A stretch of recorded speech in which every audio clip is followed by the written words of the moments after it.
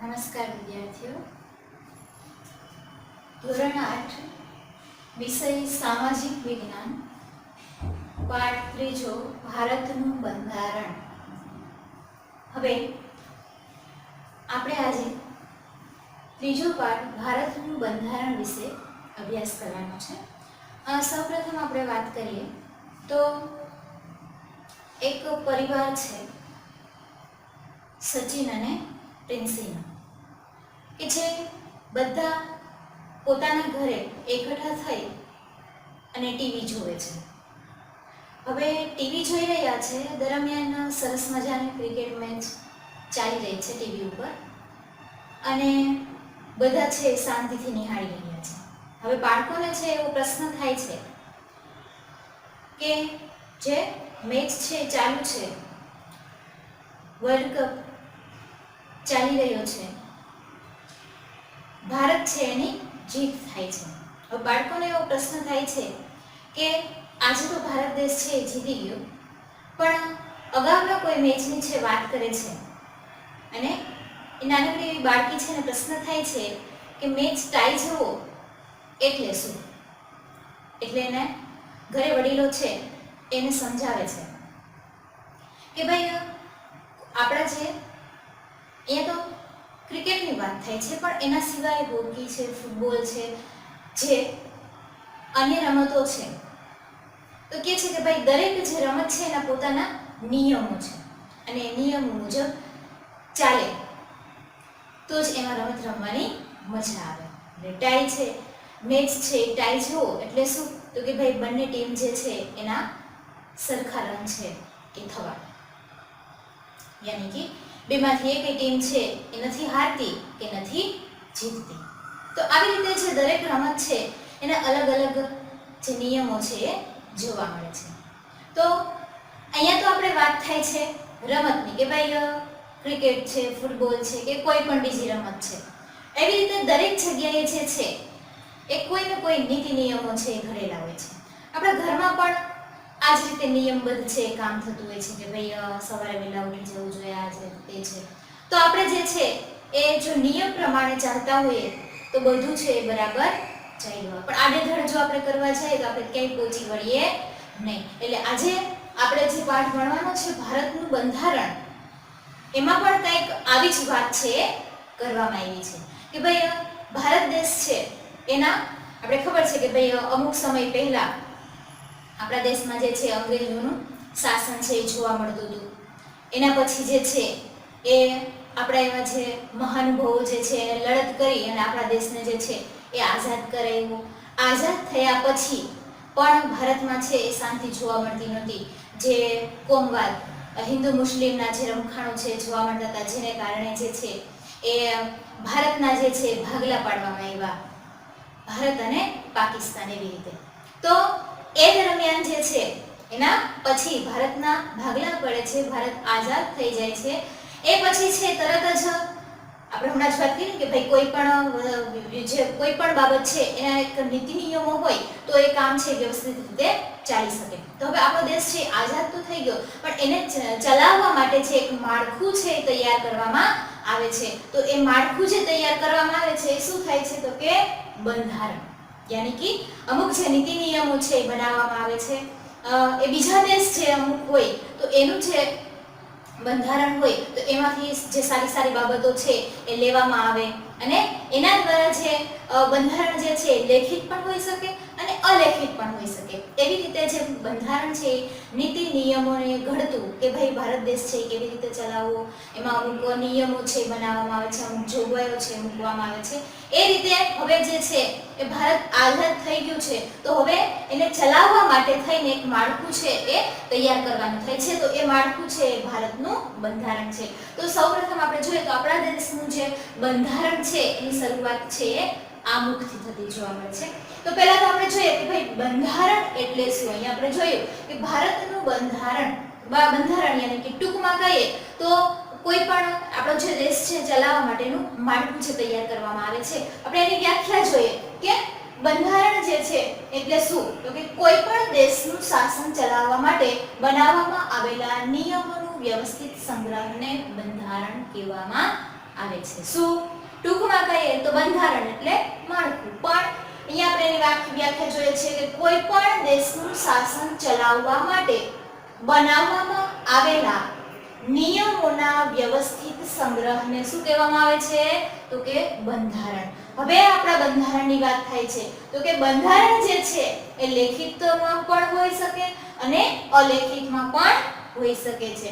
એવી જ રીતે આપણા ભારત દેશના બંધારણની આપણે વાત કરીએ તો આપણા દેશનું બંધારણની શરૂઆત છે એ ક્યાંથી થાય છે? તો કે આમુખ. આમુખ યાની કે પ્રસ્તાવના. આપણા દેશના બંધારણની શરૂઆત છે આમુખથી થાય છે. હવે ભારતનું બંધારણ જે છે એ કેવું જોવા મળે છે? તો કે લોકતંત્ર, સમાજવાદ, ધર્મનિરપેક્ષતા તથા રાષ્ટ્રીય અખંડિતતા જેવા રાષ્ટ્રીય લક્ષ્યોનો આધાર સ્તંભ છે એ એમાં જોવા મળે છે. કોઈ પણ જાતના ભેદભાવ વગર દરેક ભારતના દરેક નાગરિકને એક સરખું જીવન જીવવા મળે, એક સરખા નીતિ નિયમો લાગુ પડે અને એનો કોઈ દુરુપયોગ ન કરે એવી રીતે સરસ મજાનું જે ભારતનું બંધારણ છે એ આપણા દેશના જે મહાનુભાવો છે એ મળી અને બનાવે છે. હવે આ બંધારણ જે છે એ ઘડવાની શરૂઆત છે ક્યારે કરવામાં આવી? તો કે 9 ડિસેમ્બર 1946 થી પોતાનું કાર્ય છે એની શરૂઆત થાય છે. આપણું જે બંધારણ છે એ ઘડવાની શરૂઆત જે છે ક્યારથી થાય? તો કે 9 ડિસેમ્બર 1946 થી આ કાર્યની શરૂઆત છે, યાની કે ભારતનું બંધારણ ઘડવાની શરૂઆત છે કરવામાં આવે છે. એના પછી જે છે હવે ભારતનું બંધારણ જે છે એમને તો ઘડાશે નહીં. આપણા દેશના જે મહાન વ્યક્તિઓ છે એમાં અમુક જે વ્યક્તિઓ છે ને કે કઈ કઈ વ્યક્તિઓનો સમાવેશ છે કરવામાં આવે છે, કેટલા સભ્યો છે નીમવામાં આવે છે અને એ સભ્યો દ્વારા જે છે બધા માણસ છે એની બુદ્ધિ શક્તિ છે અલગ અલગ હોય. બધા છે પોતપોતાના વિચારો છે એ રજૂ કરશે અને એના દ્વારા જે છે એ અંતે આ બંધારણ છે એ તૈયાર કરવામાં આવે. તો અહીંયા જે છે એ બંધારણ જે છે એ ઘડવાની શરૂઆત કરવામાં આવે તો પહેલા તો એની શરૂઆત જે કરે છે તો કોઈ એક છે એનું પ્રતિનિધિત્વ સ્વીકારવું જોઈએ કે ભાઈ આપણા કોઈ ક્લાસરૂમ હોય તો આપણે એમાં જે છે મોનિટર રાખતા હોય, સ્કૂલ હોય તો એમાં આચાર્ય હોય, એવી રીતે કોઈ એક વડા છે હોવા જોઈએ. એટલે અહીંયા જે છે 9 ડિસેમ્બર 1946 થી જે છે એ કાર્યની શરૂઆત છે થાય છે. તો જવાહરલાલ નહેરુ અને ડોક્ટર રાજેન્દ્ર પ્રસાદ, સરદાર પટેલ, મૌલાના અબ્દુલ કલામ આ ચારે ચાર વ્યક્તિ જે છે શું કરે છે? તો કે આપણા દેશનું જે બંધારણ ઘડવાનું છે એમાં પ્રતિનિધિત્વ સંભાળે છે. કોણ? તો કે જવાહરલાલ નહેરુ, ડોક્ટર રાજેન્દ્ર પ્રસાદ, સરદાર વલ્લભભાઈ પટેલ અને મૌલાના અબ્દુલ કલામ. આ ચાર જે મહાન વ્યક્તિઓ જે છે એ આપણા દેશના બંધારણ જે ઘડવાનું છે એનું પ્રતિનિધિત્વ સ્વીકારે છે. એના પછી જે છે એ સમિતિના જે અધ્યક્ષને પણ શું? તો કે ભાઈ પ્રતિનિધિત્વ તો સંભળાઈ ગયું, હવે આવે છે એના સભ્યો, એના જે મદદગારો છે. તો અલ્લાદી કૃષ્ણ સ્વામી અય્યર, ડોક્ટર બી.આર. આંબેડકર અને કનૈયાલાલ મુનશી જેવા વિશેષજ્ઞો છે એ પણ આપણા બંધારણના ઘડવામાં ભાગીદાર જોવા મળે છે. હવે એ પછી આપણે વાત કરીએ તો સરોજિની નાયડુ અને વિજયલક્ષ્મી પંડિત જેવી મહિલાઓ પણ આપણા બંધારણના ઘડવામાં ભાગરૂપ જોવા મળે છે. મહાન સ્ત્રીઓ પણ ભાગરૂપ જોવા મળે છે, યાની કે એ સમયમાં પણ સ્ત્રીઓનું મહત્વ છે એ જોવા મળતું હતું. એટલે આપણું જે બંધારણ ઘડવામાં આવ્યું છે એમાં સ્ત્રીઓનો પણ હાથ રહેલો છે. ડોક્ટર રાજેન્દ્ર પ્રસાદ છે એ બંધારણના અધ્યક્ષ બને છે. હવે આ બંધારણ જે છે એ ઘડવાનું થાય છે, બધું જે છે નક્કી થઈ જાય છે તો કોઈ એક છે એના અધ્યક્ષ વડા તરીકે આવે છે, ચૂંટવામાં આવે છે. તો આપણું જે બંધારણ ઘડવામાં આવે છે એના અધ્યક્ષ તરીકે કોને ચૂંટવામાં આવે છે? તો કે ડોક્ટર રાજેન્દ્ર પ્રસાદને. એના પછી જે છે એ જે બંધારણ છે હવે ઘડાઈ ગયું છે તો એક ખરડો પસાર કરવામાં આવે છે. ખરડો પાસ થાય તો પછી એ અંતે એ બંધારણ છે એ યોગ્ય ગણાય છે. એટલા માટે જે ખરડો પસાર કરવામાં આવે છે તો એક ખરડા સમિતિ જે બનાવવામાં આવે છે એના અધ્યક્ષ તરીકે કોણ આવે છે? તો ડોક્ટર બી.આર. આંબેડકર. આપણા બંધારણના અધ્યક્ષ છે ડોક્ટર રાજેન્દ્ર પ્રસાદ અને ખરડા સમિતિના અધ્યક્ષ છે કોણ છે? તો કે ડોક્ટર આંબેડકર જોવા મળે છે. હવે આપણે જોઈએ છીએ કે ભાઈ કોઈ પણ દેશ હોય, આપણો એવું નહીં કે ભાઈ ભારત દેશનું જ બંધારણ છે જોવા મળે છે, પણ કોઈ પણ દેશ હોય તો એ દેશને ચલાવવા માટે જે છે એ નીતિ નિયમો બંધારણ જે છે એ હોવું જરૂરી છે. એટલા માટે અહીંયા જે છે એ આપણું બંધારણ છે એ ઘડવામાં આવ્યું, તો આ બંધારણ જે છે એ જે બંધારણ છે એની સભાઓ છે યોજવામાં આવી. તો એ સભા છે એ કેટલી વાર થઈ તો કે 2 વર્ષ 11 માસ 18 દિવસમાં કેટલી વાર યોજાય તો કે 166 વાર બેઠક જે છે થતી જોવા મળે છે. બંધારણ સભાની 2 વર્ષ 11 માસ 18 દિવસમાં 166 બેઠક છે થયેલી જોવા મળે છે. ત્યારે આપણું બંધારણ છે એ ઘડાયેલું છે અને આટલું સરસ બંધારણ છે એ જોવા મળે છે. હવે આ બંધારણ જે છે એ એની સંમતિ છે આપણે જોયું કે 2 વર્ષની અંદર 2 વર્ષ 11 માસ અને 18 દિવસની અંદરમાં 166 વાર બેઠક યોજાય છે કે ભાઈ આપણે જે કરીએ છીએ એ વ્યવસ્થિત છે કે નહીં એની ચકાસણી છે કરવામાં આવે છે. હવે એની સંમતિ છે ક્યારે આપવામાં આવે છે તો કે 26 નવેમ્બર 1949 ના દિવસે આ બંધારણને સંમતિ છે એ આપવામાં આવે છે. ક્યારે તો કે 26 નવેમ્બર 1949 ના દિવસે ભારતના બંધારણને સંમતિ છે આપવામાં આવે છે. એ પછી એ અત્યારે છે સહમતિ મળી ગઈ છે, બંધારણ છે એ ઘડાઈ ગયું છે, હવે એ નક્કી પણ થઈ ગયું છે કે નહીં બધું છે એ બરાબર છે, પણ હવે એને જે સમાજની સામે લોકોની સામે છે એ અમલમાં છે ક્યારે લાવવામાં આવે છે તો કે 26મી જાન્યુઆરી 1949 થી આપણું બંધારણ છે એ અમલમાં આવેલું જોવા મળે છે. ક્યારે 26 જાન્યુઆરી 1949 થી ભારતનું બંધારણ જે છે એ અમલમાં આવેલું જોવા મળે છે. હવે આપણે જોયું કે ભાઈ બંધારણ જે સભા છે એની બેઠક થાય છે, એને સહમતિ મળે છે અને પછી જે છે એને લોકોની સામે અમલમાં મૂકવામાં આવે છે. ક્યારે અમલમાં મૂક્યું તો કે 26મી જાન્યુઆરી 1949 થી ભારત દેશનું જે બંધારણ છે એ અમલમાં આવે છે. હવે બંધારણની આપણે એમ થાય કે ભાઈ બંધારણની શું જરૂર છે, બંધારણ વગર એમને પણ શાસન વ્યવસ્થા છે ચાલી શકે છે, પણ બંધારણની શું જરૂર છે? પણ બંધારણ વગર નીતિ નિયમો વગર કોઈ પણ દેશ છે ચાલી શકે નહીં.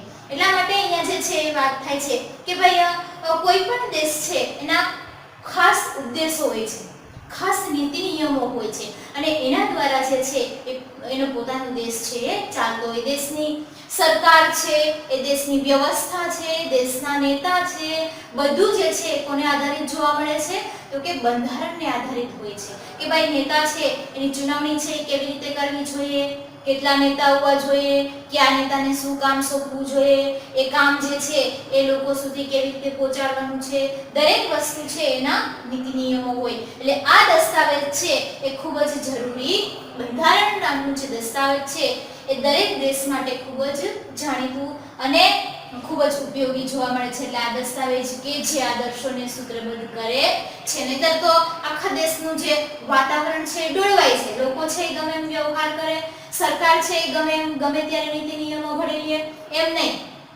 પણ આપણા બંધારણના જે નીતિ નિયમો છે, જે આદર્શો છે એ પ્રમાણે ચાલવાનું થાય છે. સરકારી વહીવટ, શાસન વ્યવસ્થા, નેતા બધા જે છે એની વાત છે એ બંધારણમાં કરવામાં આવી છે કે ભાઈ સરકાર છે કેવી રીતે બનાવવી જોઈએ, એના નીતિ નિયમો છે એ કેવા હોવા જોઈએ, દેશનો વહીવટ છે કેવી રીતે ચાલે છે, શાસન વ્યવસ્થા છે એ કયા પ્રકારની હોવી જોઈએ. આપણે જો ખબર છે કે ભાઈ અગાઉના સમાજમાં જે છે સરમુખત્યારશાહી અને લોકશાહી એવી રીતે બે શાસન વ્યવસ્થાઓ છે જોવા મળતી. તો આપણો દેશ છે એ લોકશાહી દેશ છે, તો શાસન વ્યવસ્થા છે કયા પ્રકારની, નેતાઓ છે તો નેતાની ચૂંટણી છે કેવી રીતે તો કે ભાઈ આપણે જોઈએ છે કે ભાઈ આપણે ચૂંટણી દ્વારા જે છે એ નેતાને ચૂંટીએ છીએ, તો નેતાની ચૂંટણી છે કેવી રીતે કરવી જોઈએ. આ બધું જે છે કેમાં તો કે આપણા બંધારણમાં નીતિ નિયમોના આધારે નક્કી થતું જોવા મળે છે.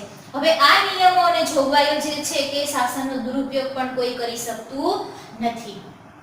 નહીંતર અમુક જે છે એ પોતે શાસન હાથમાં લઈ લે છે, સરકાર બનાવી લે છે, પછી જે છે એ કામ કરે કે ન કરે, પોતાનું શાસન જમાવીને રાખે. તો પણ ભારતના બંધારણમાં જે નીતિ નિયમો ઘડવામાં આવ્યા છે કે ભાઈ પોતાની સરકાર છે તો એ કેવી રીતે ચાલી શકે છે, કેટલા વર્ષ સુધી એ શાસન ઉપર રહી શકે છે, આ બધા નિયમો અને અમુક જે જોગવાઈઓ છે એ કરેલી છે કે જેથી કરીને એનો કોઈ દુરુપયોગ પણ કરી શકે નહીં. એ પછી આપણે વાત કરીએ તો આપણું જે આ સરસ મજાનું અને મોટું લેખિત બંધારણ જોવા મળે છે, તો આ બંધારણ જે છે એમાંથી આપણે બ્રિટન, આયર્લેન્ડ, ફ્રાન્સ તથા અમેરિકાનું જે બંધારણ છે એમાંથી જે સારી સારી બાબતો છે જોવા મળે છે એને આપણે આપણા બંધારણમાં સામેલ કરેલી જોવા મળે છે. યાની કે ભારતનું બંધારણ એ વિશ્વનું સૌથી મોટું અને લેખિત બંધારણ છે એ જોવા મળે છે. શું તો કે ભાઈ ભારતનું બંધારણ છે એ બધાએ પોતપોતાનું બંધારણ છે એ પોતાની રીતે ઘડેલું હોય છે. જ્યારે આપણે શું તો કે ભાઈ આપણે આપણા નીતિ નિયમો જોગવાઈઓની સાથે સાથે બીજા દેશ જે છે એના બંધારણમાં પણ જે સારી બાબતો છે એને આપણે આપણા બંધારણમાં સામેલ કરેલ છે. યાની કે અન્ય જે દેશો છે એમાંથી પણ આપણે લીધેલું જોવા મળે છે. એટલે કહી શકાય કે ભાઈ ભારતનું બંધારણ છે એ વિશ્વનું સૌથી મોટું અને લેખિત બંધારણ છે એ જોવા મળે છે. હવે આજે જે છે એ આપણે અહીં સુધી રાખીએ છીએ. આગળનું જે છે આગળનું